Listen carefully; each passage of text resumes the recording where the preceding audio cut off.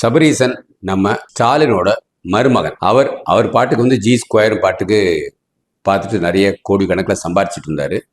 இந்த பக்கம் மகன் ரெட் ஜாயிண்ட்னு வச்சு அவர் சம்பாதிச்சுட்டு இருந்தாரு. அந்த பக்கம் மருமகன் ஜி ஸ்கொயர்னு சம்பாதிச்சுட்டு இருந்தாரு. இங்கே இருந்து கோயம்புத்தூர் இருந்து அங்கே இதுன்ட்டு போய் பல கோடிகள் சம்பாதிச்சிட்டாங்க. இப்ப அவர் மாத்திரம் அரசியல் குதிக்க மாட்டாருன்னு பார்த்தா ஆதவ அர்ஜுனை தோக்கடிக்கணுங்கிறதுக்காக வில்லிவாக்கத்துல மோகன் கார்த்திக்கை நிறுத்தியிருக்காங்க. இந்த மோகன் கார்த்திக் யாரு?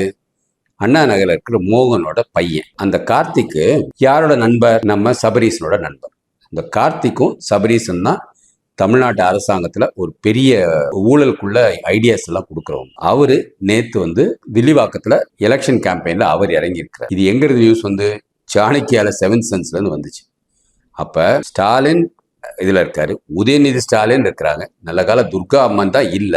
இப்ப சபரீசனும் உள்ள இறங்கிட்டாரு. இப்ப ஸ்டாலினோட ஒய்ஃப் சபரீசனே இறங்கும் போது நான் ஏன் இறங்கக்கூடாது, அடுத்து அவங்களும் இறங்குவாங்க. ஸோ நல்ல இந்த மக்கள் பணத்தை திருடுறதுல ஒரு ஒரு சுவாரஸ்யம் கண்டுட்டாங்க. என்னதான் பண்ண போறாங்கன்னு தெரியல. இருக்க போறது என்னமோ ஒரு பெரிய வீடு, ஒரு 2 கார் இருந்தா போதும், அதை விட்ட நமக்கு வேற இதுவே கிடையாது. பட் ஆனா ஒரு லெவலுக்கு மேல இன்னும் பணம் சம்பாதிக்கணும்னு வராங்க. இது எங்க போய் தான் கொண்டு விட போகுது? ஸோ சபரீசன் களத்தில் இறங்கி விட்டார்.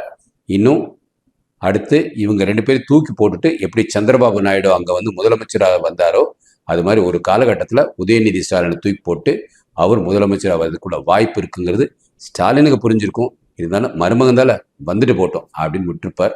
பொறுத்திருந்தா பார்க்கணும். வாழ்க பாரதம், வளர்க தமிழ், ஒளிவிட்ட தமிழகம்.